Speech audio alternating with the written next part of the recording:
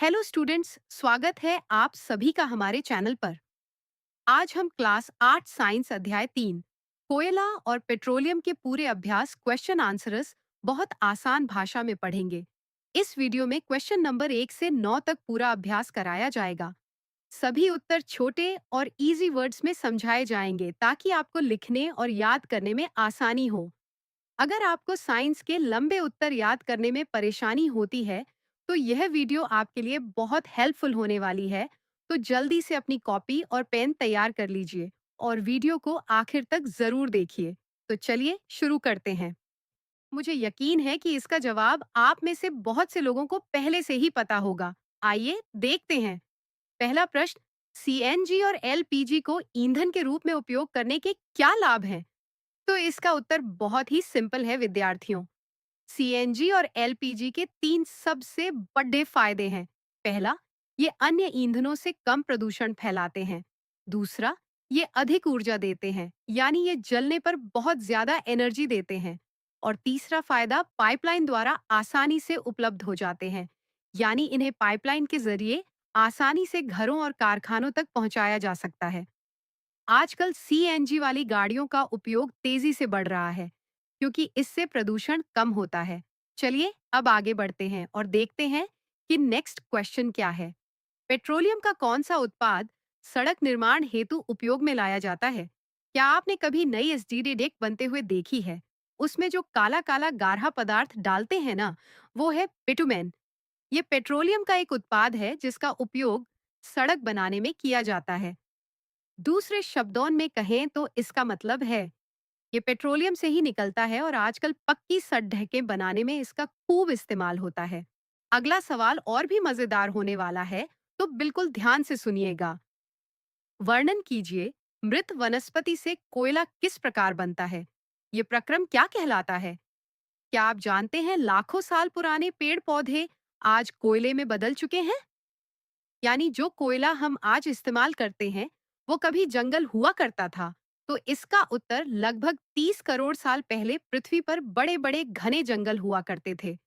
बाढ़ और भूकंप जैसी प्राकृतिक घटनाओं के कारण ये जंगल मिट्टी के नीचे दब गए।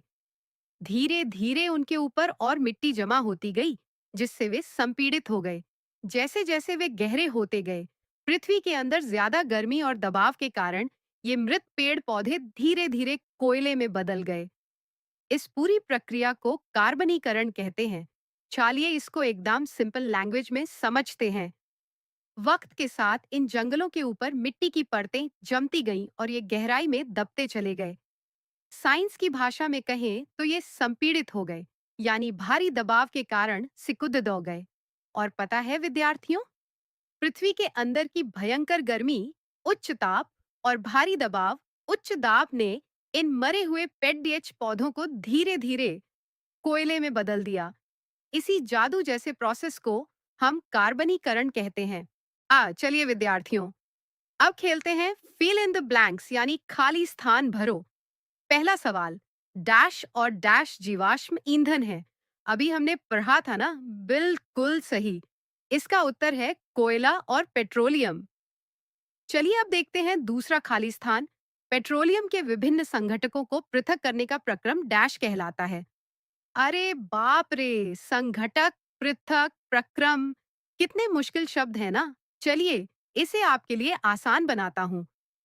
जरा सोचिए कि पेट्रोलियम एक बहुत बड़ा मिक्सचर है, जिसमें पेट्रोल, डीजल और मिट्टी का तेल, केरोसिन, सब एक साथ मिला हुआ है। इन सब को एक एक करके अलग निकालने की जो प्रोसेस होती है ना, उसे विज्ञान की भाषा में परिष्करण, रिफाइनिंग कहते हैं। तो यहाँ खाली जगह में आएगा परिष्करण। तीसरा और आज के समय का सबसे जरूरी सवाल, वाहनों के लिए सबसे कम प्रदूषक ईंधन डैश है। क्या आपने सड़कों पर हरे और पीले रंग वाले ऑटो या बसें देखी हैं? उनमें पेट्रोल या डीजल नहीं डलता, तो फिर क्या डलता है? बिल्कुल सही सोचा आपने। इसका जवाब है सीएनजी। सीएनजी।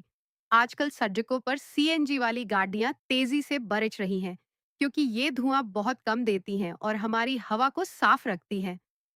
अच्छा, एक छोटा सा टास्क आपके लिए, जल्दी से कमेंट करके बताओ कि आपके घर में जो गाड़ी या बाइक है, वो पेट्रोल से चलती है, डीजल से या सीएनजी से? देखते हैं कितने बच्चे सही जवाब देते हैं।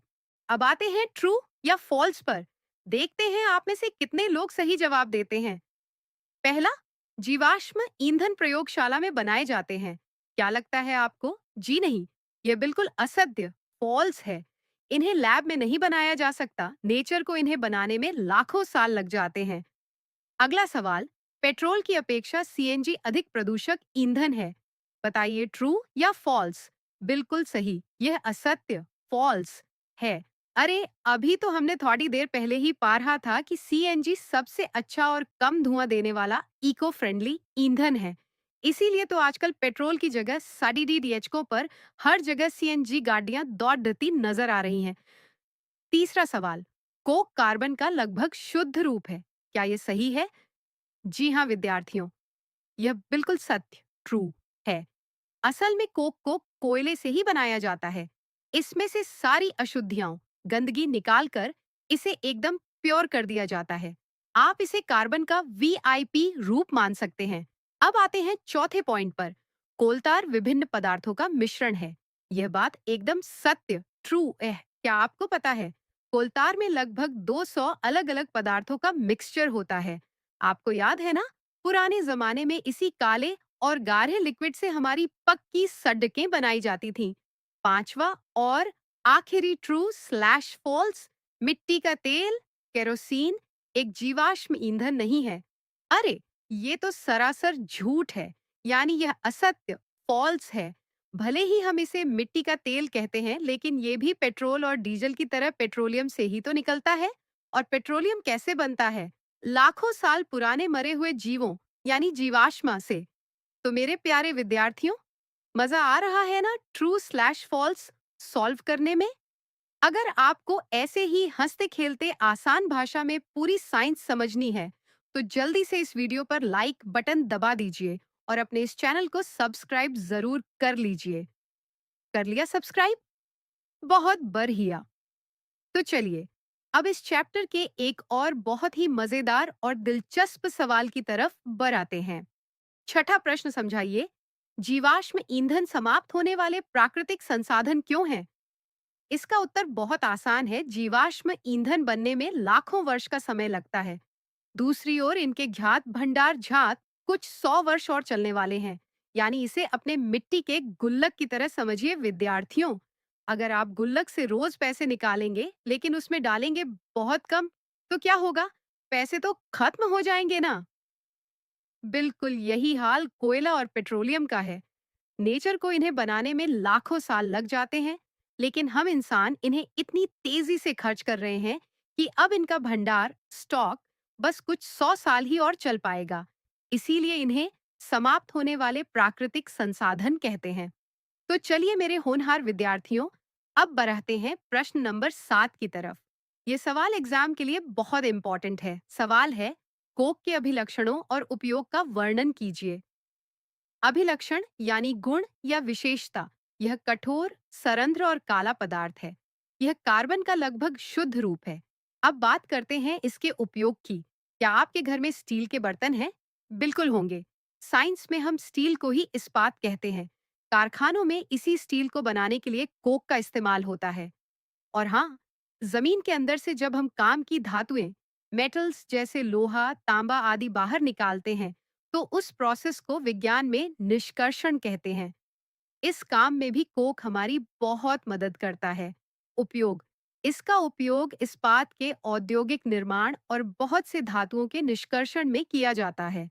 विद्यार्थियों, आपकी आसानी के लिए मैंने स्क्रीन पर कोक और इस्पात कारखाने का चित्र भी लगा दिया है, ताकि आप इसे रटने के बजाय देखकर अच्छे से समझ सकें। सी प्रश्न 8, पेट्रोलियम निर्माण के प्रक्रम को समझाइए। उत्तर, पेट्रोलियम का निर्माण समुद्र में रहने वाले जीवों से हुआ है। जब ये जीव मृत हुए, तो इनके शरीर समुद्र के तल में जाकर बैठ गए और रेत तथा मिट्टी की परतों से ढक गए। लाखों वर्षों तक वायु की अनुपस्थिति, उच्च ताप और उच्च दाब ने इन दबे हुए मृत जीवों को पेट्रोलियम और प्राकृतिक गैस में बदल दिया। है ना कुदरत का जादू? चलिए विद्यार्थियों, अब आते हैं इस चैप्टर के आखिरी और सबसे मजेदार सवाल पर, ग्राफ बनाना। ग्राफ बनाते समय हमेशा याद रखिए कि एक्स एक्स नीचे वाली लेटी हुई लाइन पर हम वर्ष साल लिखेंगे और वाई अक्ष खड़ी दीजी हुई लाइन पर हम प्रतिशत लिखेंगे। अब दिए गए डेटा के हिसाब से देखिए, 2004 में 7.8% की कमी थी, जो बढ़ते बढ़ते 2009 में 11.2% तक पहुंच गई। आप जल्दी से वीडियो को पॉज कर लीजिए और इस ग्राफ को बिल्कुल ऐसे ही अपनी कॉपी में बना लीजिए। तो मेरे प्यारे विद्यार्थियों, इसी के साथ हमारा ये चैप्टर यहाँ पूरी तरह कंप्लीट होता है। मुझे पूरी उम्मीद है कि आपको सारे सवाल बहुत अच्छे से समझ आ गए होंगे। अगर इस वीडियो से आपकी पढ़ाई में थोड़ी भी मदद हुई है, तो अपने इस चैनल को सब्सक्राइब जरूर कर लें और वीडियो को लाइक करना ना भूलें। नीचे कमेंट बॉक्स में जल्दी से लिखकर बताइए कि आपको अगला चैप्टर कौन सा पढ़ना है। मिलते हैं अगली क्लास में। तब तक के लिए मन लगाकर पढ़ते रहते रहिए। Bye bye.